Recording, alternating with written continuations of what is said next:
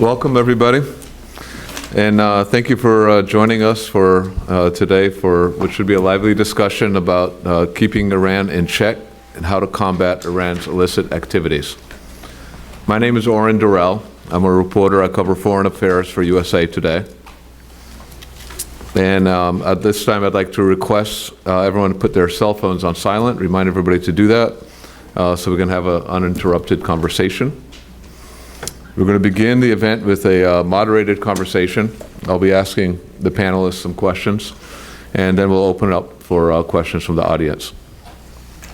So today I'm joined by three premier Iran experts: David Albright, Mark Dubowitz, and Brian Katulis. David is the founder and president of the Institute for Science and International Security. He and the Institute have closely tracked the Iranian nuclear program for many years, driving technical analysis and policy solutions for resolving the crisis. Brian Katulis is a senior fellow at the Center for American Progress, where his focus is the U.S. national security strategy, counterterrorism policy. His past experience includes work at the National Security Council and U.S. Departments of State and Defense. Mark Dubowitz is the CEO of the Foundation for Defense of Democracies, who's our host here, where he also heads its Center on Sanctions and Illicit Finance and leads projects on Iran, sanctions, and non-proliferation.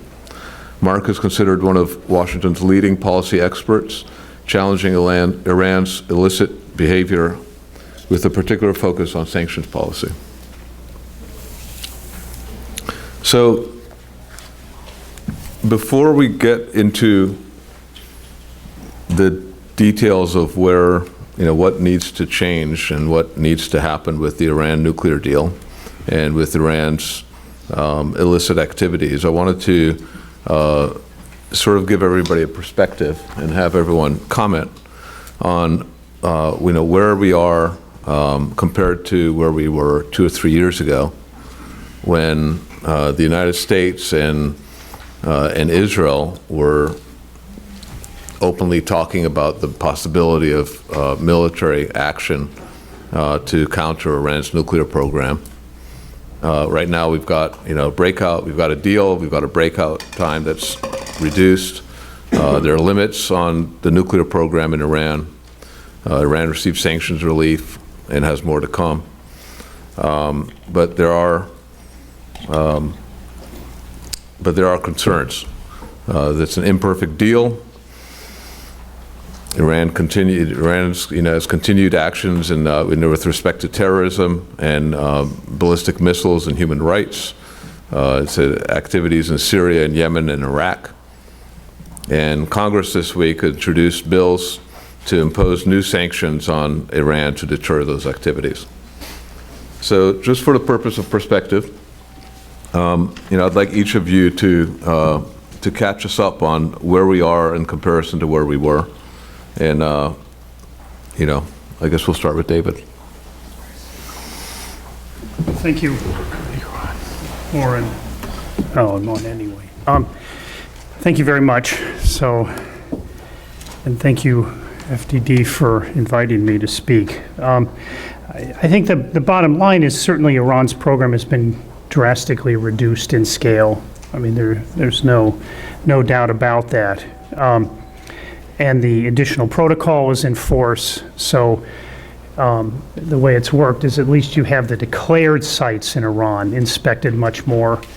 I don't particularly think the IA's done a good job or been able to do a good job on answering questions about what's going on at military sites, what happened in the past with nuclear weapons work, what may happen in the future. I mean, it's one of the untested areas in this that really was part of the problem in the JCPOA, that in a sense it safeguarded the heck out of, or inspected the heck out of what we already know about.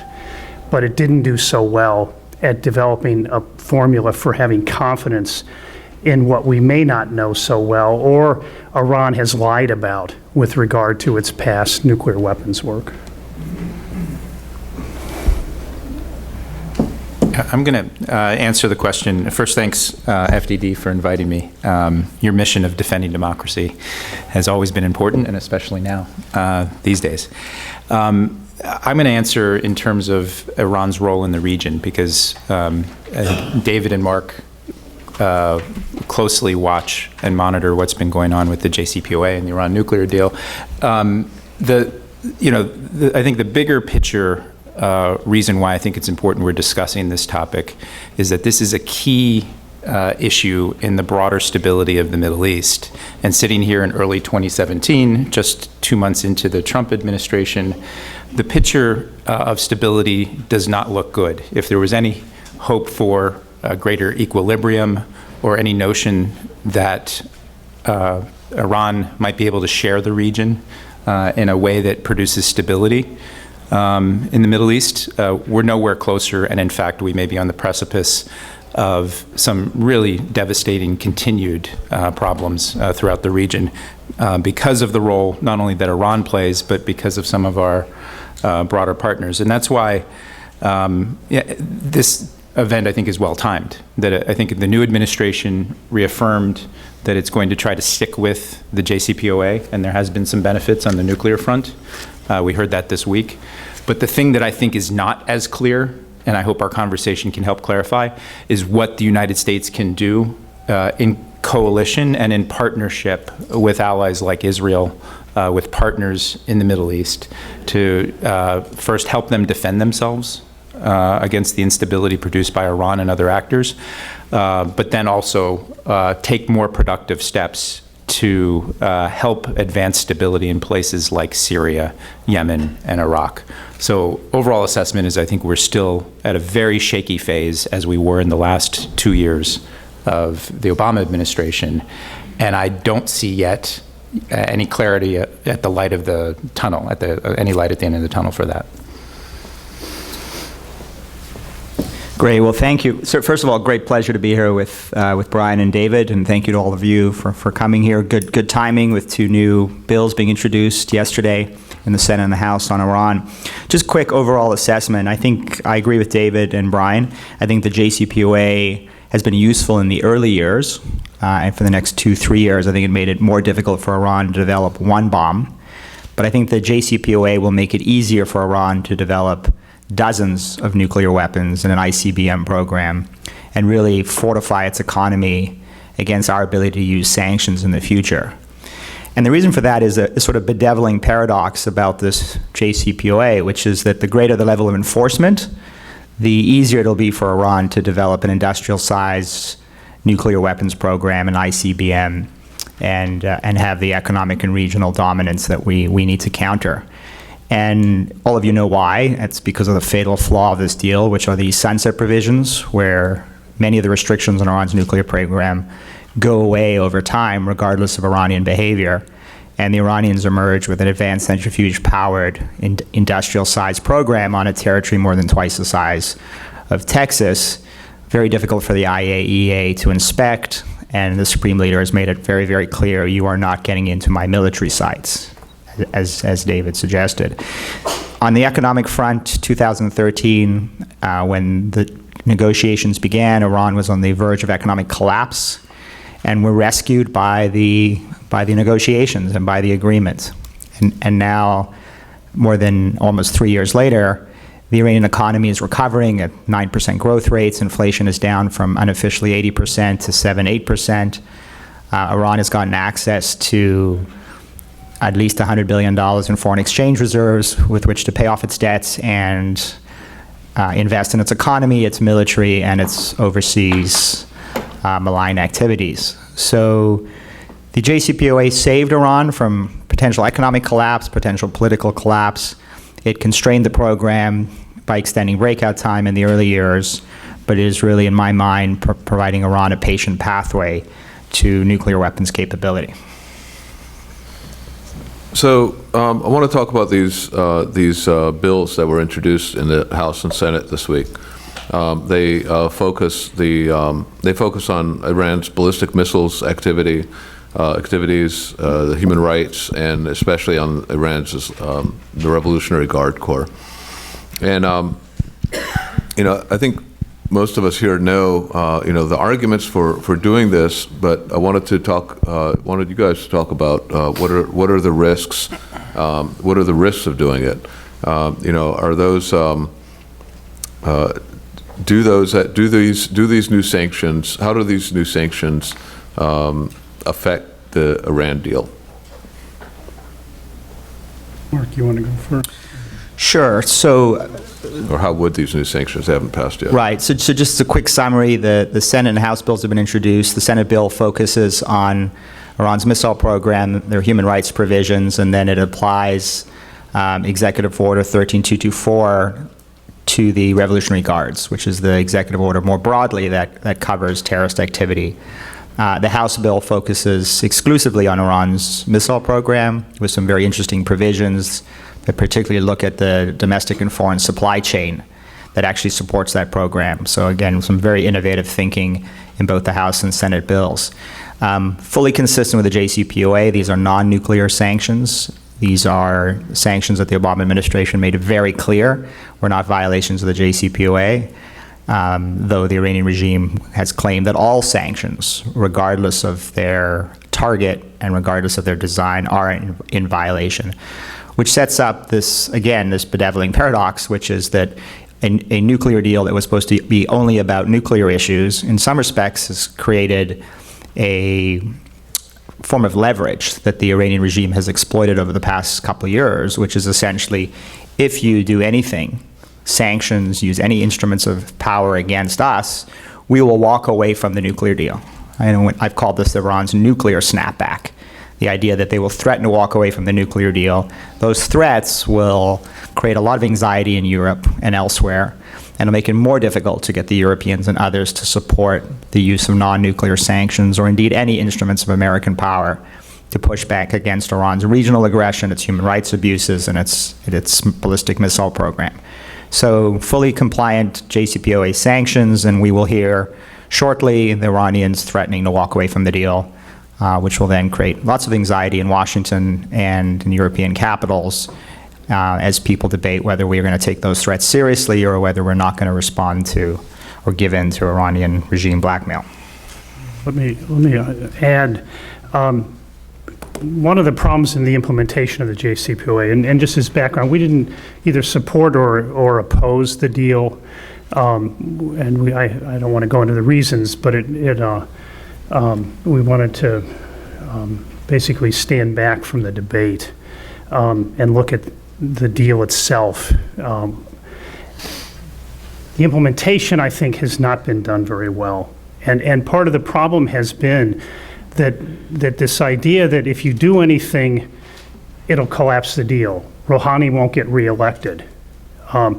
If Iran needs heavy or has too much heavy water, well, we'll find a solution so you're not in violation of the 130-ton cap. If you want to get uranium imported, we'll work to get that done. And I think that too much was given to Iran, and I think it's going to be a rough time to turn that around. That Iran is used to being able to say hardliners are going to kill this deal. Rouhani's not going to get reelected. And then a whole collection of people run and say, well, we better solve this problem for them and give them concessions. And I think those days are, if you believe what President Trump has said, those days are over. And I think it's also in Congress, those days are over. And so I think that we're headed for a rough time, but I do think that we have to get through it because Iran has gotten too many concessions. JCPOA is a living document.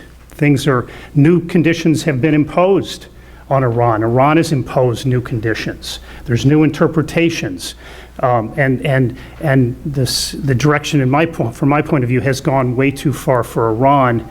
And one of the things it's been able to do is somehow say that if they break our laws to buy goods for their ballistic missile program, their people should not be prosecuted. And the Obama administration bought into that mindset. And that is completely against U.S. interests. It's against U.S. interests not to be able to sanction violations by Iran of the UN Security Council resolutions. And we should interpret those resolutions strictly. So I think there's going to be a rough time as this thing turns around, this sort of ship turns around, and strict enforcement is applied, and we start to apply sanctions as we should be applying for their violation of our laws and for their violation of UN Security Council resolutions. I agree with David that we're in for a very rough time, in part because of the uncertainty I talked about in the region, but also because I think the lack of clarity and uncertainty that we have as yet in a new administration that's only been in office for 2 months. And don't take my comment there as just some sort of pot shot against the new administration. I actually think every administration in a transition has a hard time getting their ideas and their strategy together in a coherent way. And my concern about some of these measures, some of which I've not fully analyzed, is that if they're not nested in a broader strategy of engagement, and I, by and large, am supportive of sanctions measures that are targeted at dealing with bad policy that are inimical to our interests. But if you don't have the broader sort of framework of what we're trying to get done in the region, will this advance stability? Because I do think the JCPOA, for all of its flaws, helped advance stability in the short term, but because of all of these other behaviors were left addressed. I'm not certain, which parts of the sanctions would be most effective, or if other actions actually may be more effective in the field. But my bigger concern that I want to register is that given the nature of our policy discussion here, given what one could interpret from the Trump administration so far, we don't have that bigger picture strategy put into place. So when we start talking about tactics to try to shape behavior, there could be a higher degree of uncertainty if those things aren't really fully fleshed out. And it's my conclusion so far that's not. It has not been. So I want to talk a little bit, Mark, you mentioned the economy, and I wanted to talk a little bit about, I wanted you to talk a little bit more about how the economy has been performing in Iran because since the deal was inked, but also what were the Iranians promised, and what was the State Department able to deliver? Does it matter that Iran might not be getting all that it hoped for? Does that create an opportunity to reopen negotiations and get more or different concessions from the Iranians? And I want to add in here that Iranian President Rouhani is facing re-election in May, and obviously how he his part of his goal and his mission is to improve relations with the West and improve the Iranian economy. So how does that all play out? So, first of all, I think my view is Rouhani's goal is to improve Iran's economy, to attract foreign investment, but to keep strengthening the revolutionary regime and to give Iran a patient pathway to nuclear weapons capability and an ICBM. And I think Rouhani has said that. I mean, Rouhani has actually said that. He's written about it. He said that in the lead up to the last election. He actually bragged about how he was able to negotiate with the Europeans, and that the deal that he struck with the Europeans, which sounds a lot like the JCPOA, is we'll give up technologies that we've already perfected in order to buy time to work on nuclear technologies that we haven't perfected, quote unquote. So that's very much the JCPOA. Give up technologies like IR-1 centrifuges that actually are pretty crappy and break, and so we happily take those. Give up stockpiles of low-enriched uranium because we know how to make that. What we want is time to work on advanced centrifuges. We want time to work on our long-range ballistic missile program, and ultimately, we want to be able to put ourselves in a position where we can develop the possibility of multiple nuclear weapons, and you don't build multiple nuclear weapons on the backs of first-generation Iranian centrifuges. So I think he very much accomplished that goal, and I think it's always important to keep Rouhani's goals in mind. With respect to the economy, his goal was to try and save Iran from economic collapse, and I think he did that, I think quite successfully. He came into office, and as a result of sanctions and Ahmadinejad's gross mismanagement of the Iranian economy, it was on the verge of collapse. The economy is not booming by any measure, But as I sort of recounted some of the statistics, when you go from negative 6.5% GDP in 2013 to 9% positive GDP today, inflation, which was, hyperinflation of 80% down to single digits, and you get access to all those foreign exchange reserves, you avoid a balance of payments crisis, he saved the economy. And now it'll be, I think, it'll be a slow growth economy for a while, but I think it's certainly on the mend. Now, did the Iranians get what we promised? Absolutely, because the Obama administration never promised economic growth. The Iranians asked for that, but the administration, to their credit, rejected that.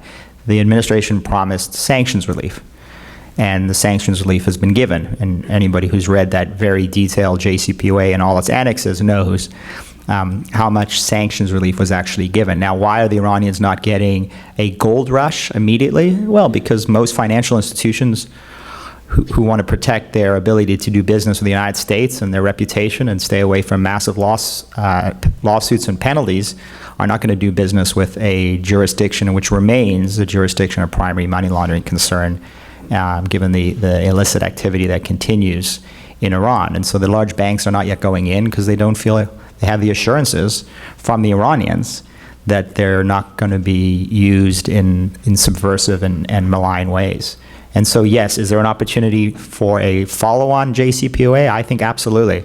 The history of arms control suggests flawed deals were replaced with better deals. We negotiated many of these with the Soviet Union when they had thousands of nuclear tip missiles aimed at our cities. The idea that we can't negotiate a follow-on agreement with Iran because this was an agreement with, P5+1 in Iran, and this is an international agreement, and we can't negotiate a follow-on agreement is absurd, because we did that many, many times. So is there an opportunity? Yes, the predicate's there. The Iranians clearly need more economic relief if they're going to really rebuild their economy. We need to address these fatal flaws like the sunset provisions and access to military sites, and the Iranians definitely need to address what Brian has talked about, which are their malign activities in the region, because, frankly, no international bank is going to go into Iran in any meaningful way as long as they continue to support terrorism and fire off ballistic missiles. Brian, why don't you talk a little bit about, you traveled to the region recently, and tell us a little bit about what our allies over there want, and what can be, and you also mentioned this, this precipice of serious problems in the region. Right. So tell us about that. So over the last 4 or 5 months, I've been in Kuwait, UAE, Saudi Arabia. I continue to have an active dialogue with our friends in Israel and Egypt, and maybe 4 key impressions from these visits, and I saw most of the top leaders and discussed this topic we're discussing today, Iran. Number one, I think with a new administration, there's, I think, a collective sigh of relief about the Trump administration, even if they're not clear exactly what it's going to do. There's this anything but Obama dynamic, and again, clinically just stating that that's their view. Where I asked a senior Saudi official, what would you like to see happen on the Iran file, and what would you like to see done? And he said the exact opposite of everything the last 8 years. But which leads to a second point. There was virtually no talk about the JCPOA. I was left with the impression, especially amongst our Gulf allies, that they're not digging into the annexes, nor have they, about the details. They have a broader, more general and vague concern about Iran's role in the region, which leads to a third point. When I asked repeatedly of some of the most senior officials in these countries, what precisely do you want to see happen and in which theater? I have to be honest. I was left with a lack of clarity about their positions on certain things. And I want to stress, that is a problem for the broader goal of crafting a strategy of stability in the Middle East. That is a problem for the topic we're discussing today, addressing Iran's illicit activities. My philosophy, and a lot of it was in this report we put out last year, leveraging U.S. power in the Middle East, is that a new administration, and we wrote it before our election, was no matter what they should do, they should try to work closely with longstanding traditional partners in the region. And this is a lesson, I think, drawn from not only the Obama experience, but I also think the Bush administration made some mistakes too. And just vis-a-vis Iran, Iran has had a tremendous dozen years in the region. It has punched far above its weight. And even though its economy may be slightly on the mend, it does not have the sources of power that some of our longstanding partners, Israel, the Gulf countries, Egypt, and others, it does not have that power, yet it has been able to see more gains. Iran has in the last dozen years.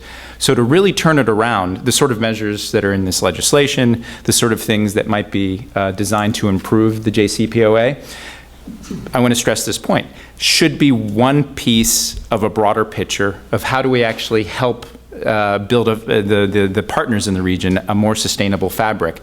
And my worry is that some in the Gulf region only have this general notion of, oh, you know, they're not Obama, they might be tougher on Iran, and some in the administration, as far as I can tell, have not clarified the precise tools. I think some of the early returns, you know, are mixed. When Michael Flynn said, we're putting Iran on notice, it worried me because I wondered if he was going to say, well, he's going to send them to bed without their dinner for a week. But I was reassured the next day when there were targeted sanctions on missile defense systems. So I think, you know, we're still, and this is why it's important to have this discussion, we're still in a period where experts like all of us and you can help formulate the right proposal. But if we simply get stuck on the tactics, and if we don't also take into account the necessity of working with our partners, and instead of, as the Obama administration, framing weapon sales and all sorts of systems to Israel or Saudi Arabia as reassurance for the Iran nuclear deal, which I thought was inherently good, but rather a start of a conversation of how we can actually help work together to stabilize places in the region, that would be a better framework rather than just getting stuck on the tactics of sanctions against IRGC or other things. So tell us, sort of list for us, give us a brief list of the things that the concerns that they did describe to you. And also, how are, you know, what changes are we seeing already in the region from our allies, I guess, and maybe from Iran, in response to the Iran deal and to to Iran's behavior since it was inked, since it was signed. How are countries, reacting now? What should we expect to see as time passes and Iran gets closer to being able to build this industrial scale nuclear program that Mark talked about? I detected two main things. One, a strong desire to continue the conversation that the Obama administration began in the GCC forum. They had two forums, one here at Camp David and then one in Saudi Arabia. And it yielded a number of different discussions that produced only, meager, as far as I can tell, and very few tangible results on integrated defense systems, on things like air defense, on cybersecurity, which is a tremendous issue. Those sorts of forums and that discussion need to continue. I'm not certain. I think the Trump administration actually has taken some good steps in just simply in the optics of meeting with some of our closest partners early on and trying to rebuild the trust. I worry that it's just optics at this point. I'm sure there's some discussions happening, but continuing those detailed discussions on a good defense is one part. Second, more detailed discussions on each of the different theaters where Iran has been one of many actors undermining the state system.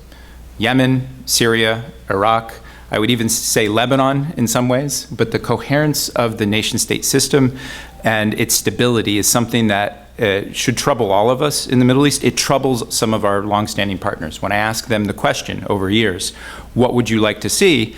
They say a re-strengthening of the state system. If you go to Riyadh and ask 2 years into the Yemen war, how's that working out for you? I think the honest answer is it's quite mixed. So the key thing is not only sort of the defensive measures against Iran's support for terrorist proxies and allies like Hezbollah. I think the Obama administration, my inference is that it did not use all of the tools in the toolkit.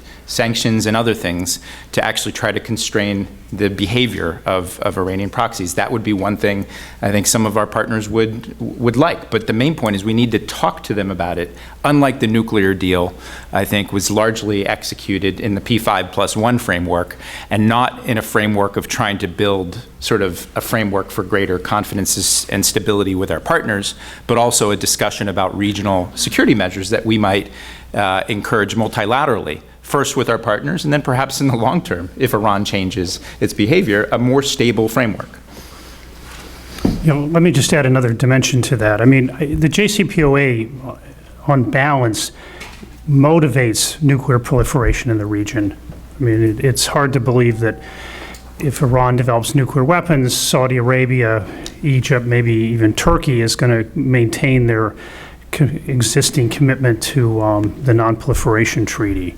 And so I think one thing the Trump administration needs to think about, particularly with Saudi Arabia, is how do you head off the development of fuel cycle facilities? I mean, the JCPOA is inherently unfair on that a country that violated its commitments ends up with a centrifuge program. But that being said, two wrongs don't make a right.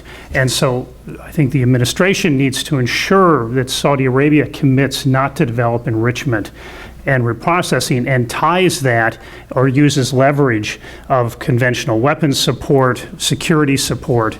And part of that should be a commitment that they will not go to Pakistan for fuel cycle assistance.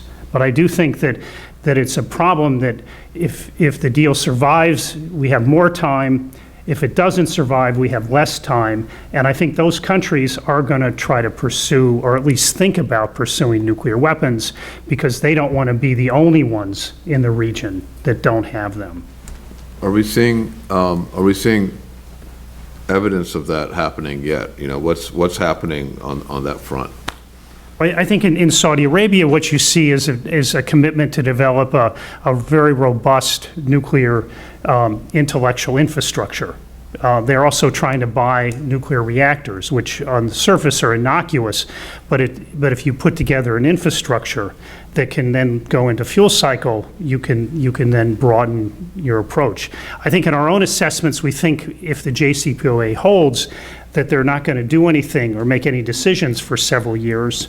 But they have not committed not to have enrichment and reprocessing. They've pointedly taken steps to avoid that, including efforts to kind of lure them into very large-scale nuclear power cooperation agreements that came out of this country, and they don't want to do it. And so I think as I said, if the JCPOA holds, there's time. But I think what's happened is no one's paying attention to it. I mean, this idea of a gold standard has been somewhat discredited. Saudi Arabia can't argue that how can you deny us what you gave a committed cheater? But I think that has to be turned around, and the U.S. has to integrate into its approach that it wants commitments that they will not build fuel cycle facilities. If they or any other of the Gulf nations wanted to be competitive or on par with Iran, when would they have to start? Well, they've already started. I mean, I think their commitment to nuclear power was probably a commitment to hedge Iran. It wasn't that suddenly they decided that with so much oil they needed nuclear power. I mean, and with alternatives, nuclear power is a hard argument to make as a necessity. And so I think they already are hedging. The lesson, at least from a technical non-proliferation point of view, the lesson of Iran is make sure whatever you do is open and under safeguards, and the clandestine route is just too dangerous. I mean, you can't do everything that way, but it's better to build the infrastructure openly and then be able to misuse it later. And the one exception in Saudi Arabia is what is their exact relationship with Pakistan's nuclear program? In our research, we do not believe Pakistan has promised Saudi Arabia a nuclear weapon. We don't think they've promised them a NATO-style deal of a non-nuclear weapon state. But we're not so sure about the fuel cycle assistance that would be safeguarded. I mean, I would guess. And so it would be an offer, and the argument would be, look, Iran has it. They imported a lot, albeit illegally, but nonetheless, you accepted that, and it's under safeguards. Why shouldn't we buy something from Pakistan that would also be under safeguards? So I want to open this up to the audience. If anybody has questions, go ahead. Yeah, please wait for the microphone. Thanks. I'm Peter Humphrey, Intel analyst and a former diplomat. When I was privy to what was going on in the Obama administration, at the very highest levels, it was clear that they were counting on regime change during the 15-year period. But they didn't actually do a darn thing to help bring that about. So now we're facing a situation in which Iran is going to construct a naval base in Syria bigger than Tartus. They have Quds forces near Al-Quds. They have other IRGC units near the Golan Heights. I mean, this is damn serious stuff. And so when did regime change become a dirty word? Where's the massive broadcasting that informs the Iranian people about their millionaire mullahs? When do we unleash the covert operators? Can I just grab this for a sec? It's very interesting. I wanted to actually raise this before, but I just read a fascinating book called Victory by Peter Schweitzer. And the book recounts how the Reagan administration came in the early 1980s, at a time of the sort of prevailing conventional wisdom about détente with the Soviet Union, and everybody knows the story. Reagan declared them the evil empire. But what people don't know, and the book recounts, is that Reagan instructed his National Security Council to develop National Security Decision Directive 75, NSDD 75, which was essentially an interagency plan to subvert and roll back Soviet power, and that using all instruments of American power to bring down the Soviet Union. So overt, covert. And that was economic, financial, military, cyber, well, not cyber at the time, but a political undermine the regime, undermine Soviet power. And I think and Brian has really referenced this, what I think we're missing is an Iran version of NSDD 75. We're missing a plan to essentially bring about regime transformation, right? Because the Obama administration's nuclear deal is absolutely predicated on regime transformation. The deal makes no sense unless in 10 to 15 years there is a moderate, pragmatic, responsible government in Tehran. Because if it's the same regime, right, ruled by a new supreme leader who will be, I think, as brutal and severe as the current one, then we're basically giving the same regime an industrial-sized nuclear program with near-zero nuclear breakout, an advanced centrifuge-powered clandestine sneak-out, an ICBM, a trillion-dollar economy at the time, and regional dominance that you've mentioned, right, with this land corridor from Tehran all the way to the Mediterranean. So if that doesn't happen, we are in a whole lot of trouble. And my view of the Middle East is always expect the worst and be surprised on the upside, but don't expect the best and then be devastated on the downside, right? I think that would be a fair summary of the American experience in the Middle East. So we have to be planning for a decade from now, and I think we need an all-of-government assault on the Iranian regime, exactly as you've referenced. And it has to be strategic, not just tactical, as Brian has said, and it cannot be sanctions reliant only. You know, the biggest problem I think I've seen over 13 years of working this issue in this town, and I've been partly responsible for this, is this sort of obsessive focus on sanctions as the only instrument of American power that we're going to use against Iran.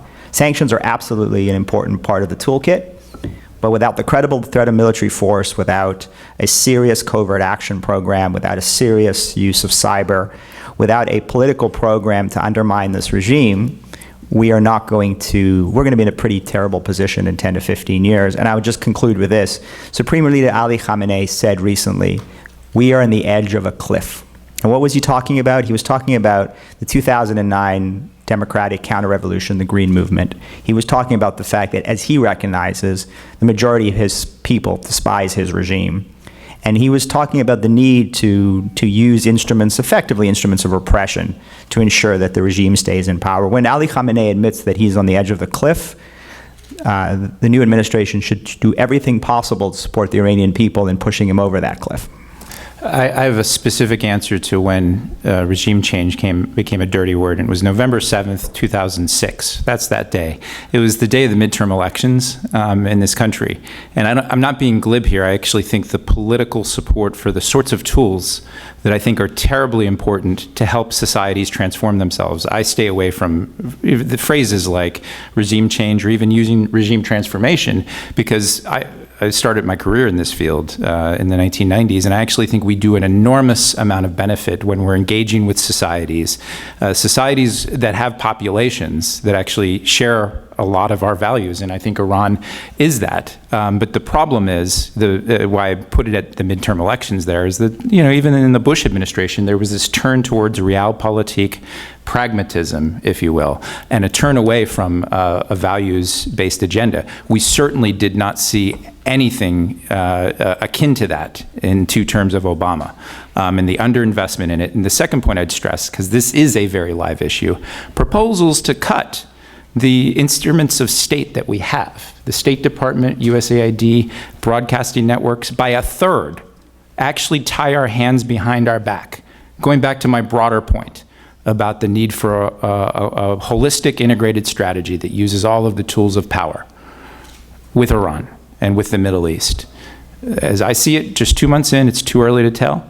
I'm not encouraged that the new administration has anything but a heavily focused military and intel-centric strategy.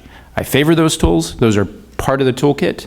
But unless we're actually investing in those resources of power, as we did for decades, we will continue to lose in the region against Iran. We will continue to lose against China and Russia. And we've lost our language in how we talk about this. Call it what you want, a battle of ideas, a battle of the information war, or political warfare, as it seems to some today after last year's election. This proposal, I want to highlight, to gut and cut the resources of our own power, a key part of it, will actually hurt us in an ability to try to constrain Iran's illicit activities in any effort to try to advance stability in the Middle East long term. I couldn't agree more. Any other? Yeah, go ahead.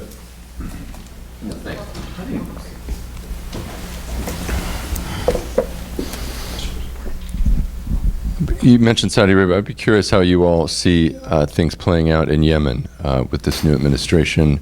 They've been talking about Iran's role there. Do you see maybe a major change coming in how the U.S. Tries to push back against Iran in that part of the world? I think we already see some hints of it, but it's still just very tactical. I don't yet see a strategic shift on Yemen for years now, and for several years. The United States and its partners in the region, I don't think, have had the best strategy that tries to advance stability there. The changes, I think, we see are more of a focus on targeted raids and actions. And this is, again, you could have a whole seminar in each of these theaters where I was talking about how we need to have a robust discussion with our partners in Saudi Arabia, in the UAE, and with Israel as well. Where you push and how you push against Iran and whomever they're supporting in Yemen, Syria, Lebanon, or Iraq, it has huge implications for the overall long-term structure.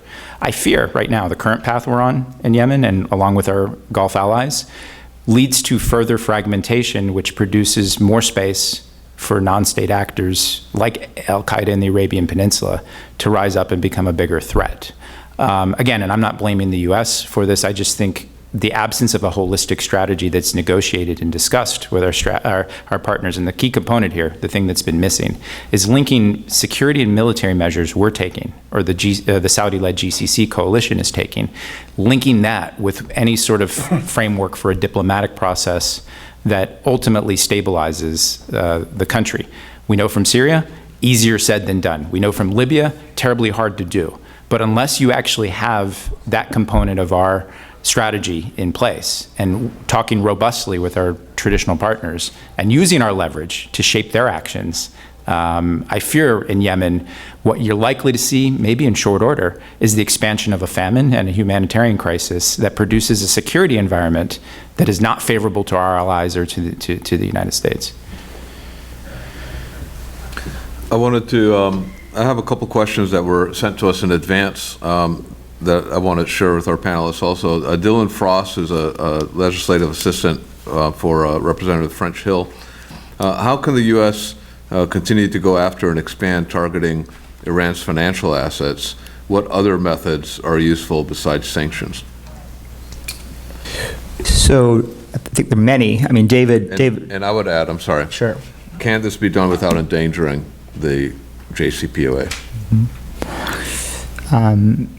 So let me take that right off the table because, as I mentioned earlier, we have to get beyond that. I mean, we have to get beyond this fear that we have that everything we do to push back against Iran's malign activities will lead the Iranians to walk away from the deal. We have to challenge them. And as I argued earlier on, I don't think the Iranians are going to walk away from the deal, certainly not in the early years, because A, they need the economic relief to rebuild their economy, and B, the deal is advantageous to them. In fact, they have every incentive not to cheat. They have every incentive to follow the deal and every incentive to watch the restrictions disappear and sunset over the next few years.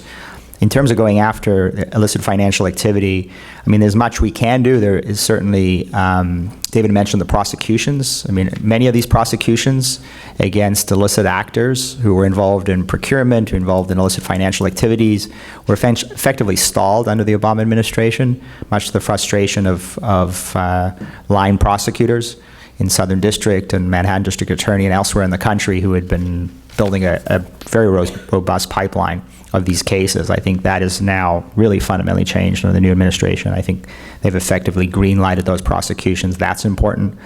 I think it's very important that we continue to target the Revolutionary Guards because much to the surprise maybe of many, in 10 years, we've only designated 60 IRGC entities, which is pretty remarkable, only 60.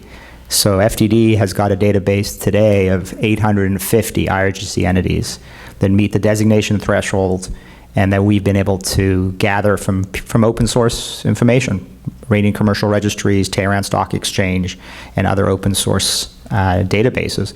So 850 compared to 60. And we're only at the tip of the iceberg. I mean, there are thousands of IRGC entities involved in Iran's financial activities and key strategic sectors of their economy.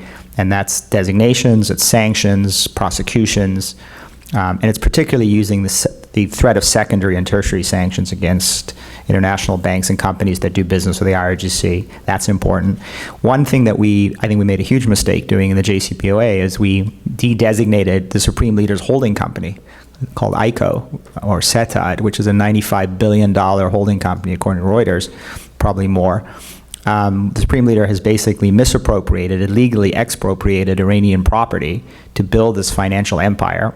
I don't know why it was de-designated because it has nothing to do with Iran's nuclear program, but we effectively gave the Supreme Leader a massive financial windfall because now that holding company can do business globally with international companies and banks, indeed is signing these deals. I think there's no reason that we should keep that entity designated. We should redesignate it ICO and send a message to the Iranian regime that we will not tolerate your corruption, your illegal expropriation of Iranian private property, and we certainly are not going to let the Supreme Leader continue to build up his massive war chest.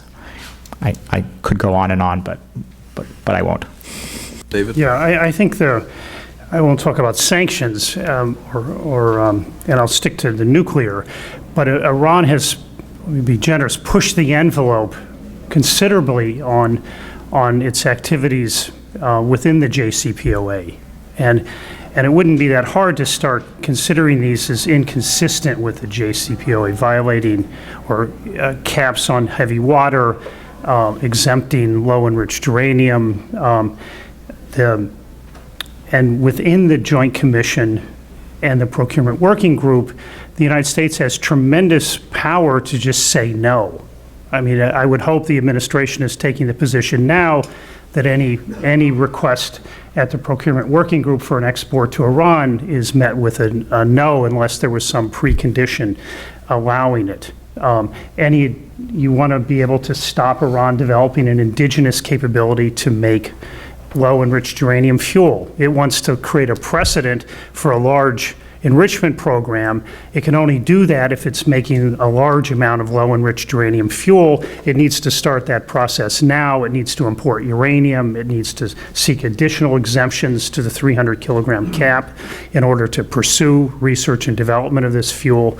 And you can just say no to that and block Iran's ability to put together an indigenous capability to make low-enriched uranium fuel. And then when you look out, you can start to create a policy that says, look, these conditions should not sunset. The policy of the U.S. government should be that a 12-month breakout criteria is permanent. Bans on going above 3.5% enriched uranium is permanent. And one would hope that Congress could legislate some things in that direction and the administration could take that as a position. And then that would guide a lot of these decisions that are made in some cases monthly, certainly quarterly, in many cases, within the governing mechanisms of the JCPOA. David, I want to ask you about that because some of these issues, these sunset provisions, are part of the JCPOA, and if I were an Iranian official, I would say, well, you're trying to renegotiate the deal.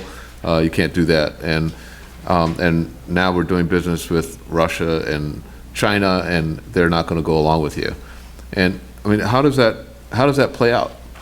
Well, in many of these, it plays out by just saying no. I mean, Iran wanted to import up to 900 tons of uranium without a need. It just wanted to be able to turn 300 tons of it into uranium hexafluoride, get its Esfahan facility operating again, sell it internationally, and Britain blocked it at the Joint Commission in December, much to the chagrin of the U.S. government or the Obama administration.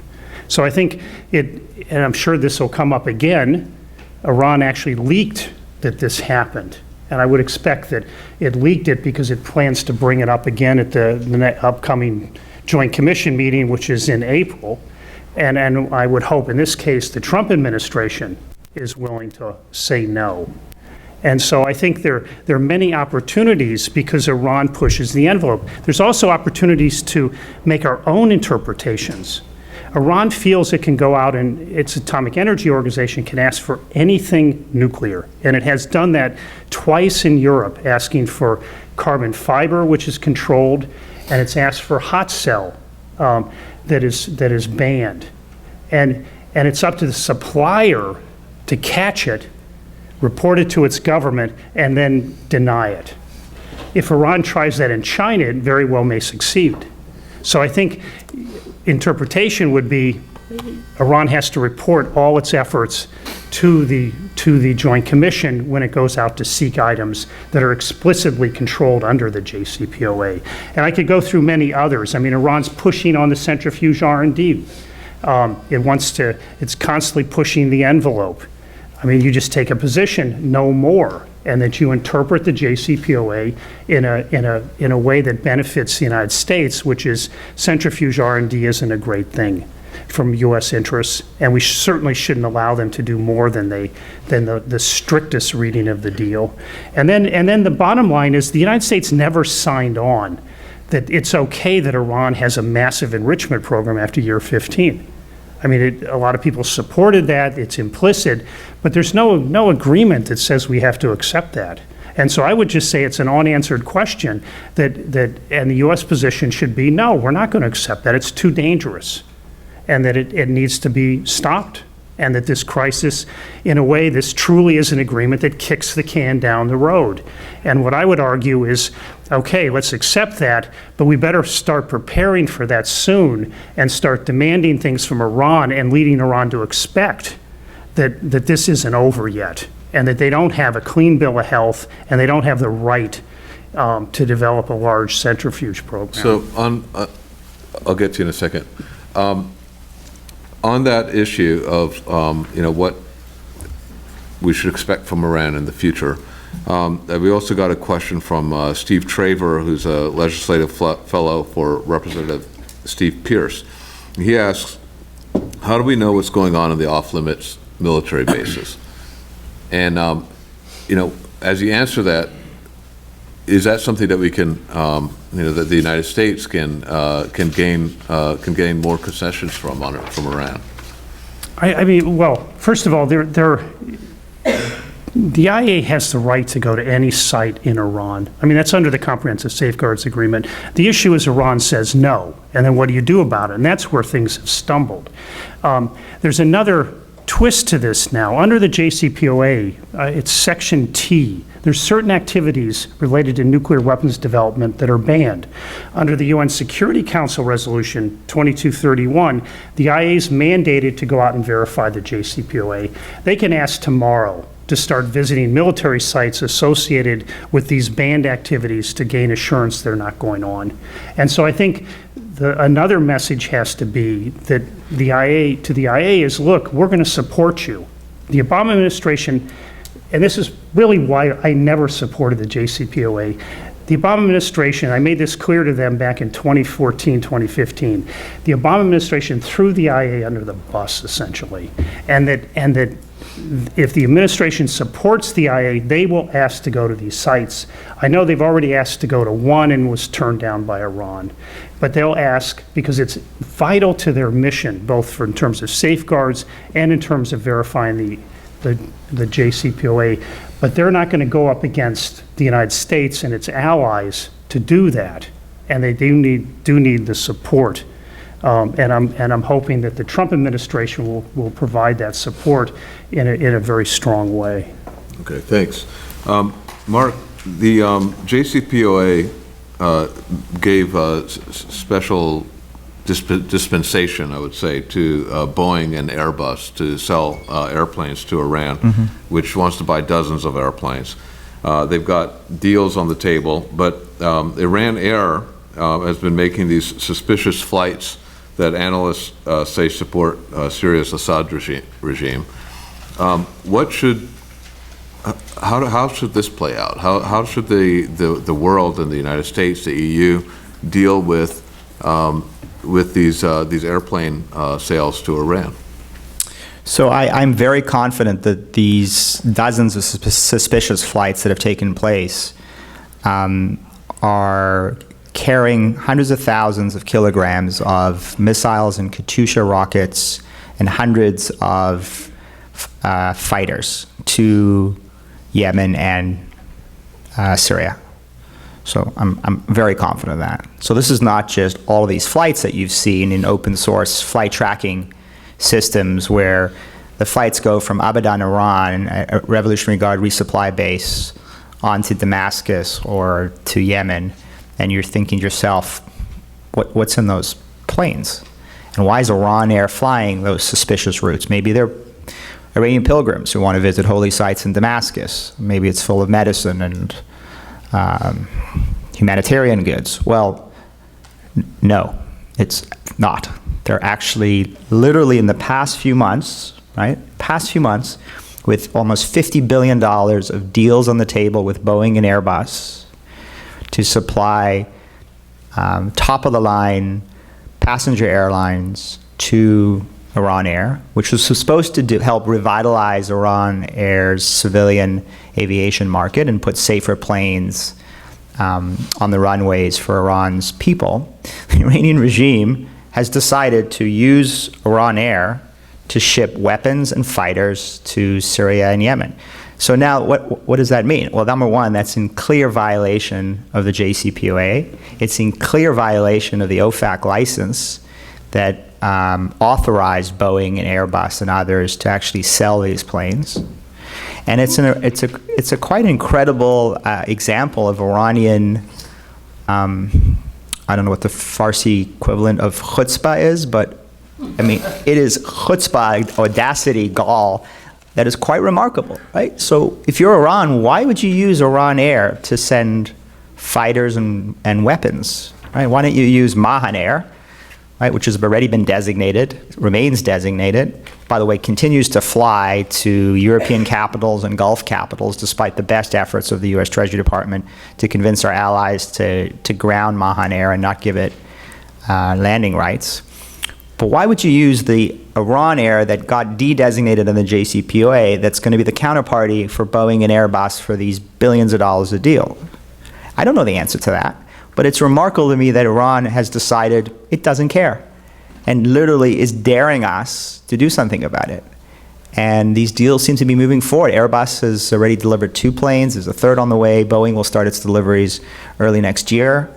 And yet, Boeing and Airbus, 2 enormous companies, incredibly important to our economy, to Europe's economy, are selling their planes to an airline that today is conducting the kind of malign activities for which it should be redesignated, right? It was designated in 2011 for doing exactly this.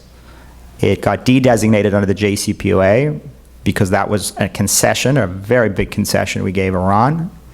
And lo and behold, a year and a half later, they're flying these routes. And again, hundreds of thousands of kilograms, Katyushas, missiles, hundreds of fighters in these Iran airplanes. I am very confident that that is taking place. And I would hope in the bills that have been introduced in the House and Senate that during the amendment process, that somebody who is concerned about this would introduce an amendment requiring the U.S. intelligence community to do a thorough review of Iran Air's activities and confirm what I'm very confident of, and that is that these flights are taking place and this nefarious cargo is being delivered. Report, find out what's going on, and then, if indeed it's true, redesignate Iran Air, suspend or withdraw the OFAC license, and protect Boeing and Airbus from a situation where they could face enormous legal, reputational damage by having their planes used for these malign purposes. And with that, I think we're out of time. So thank you very much for joining us.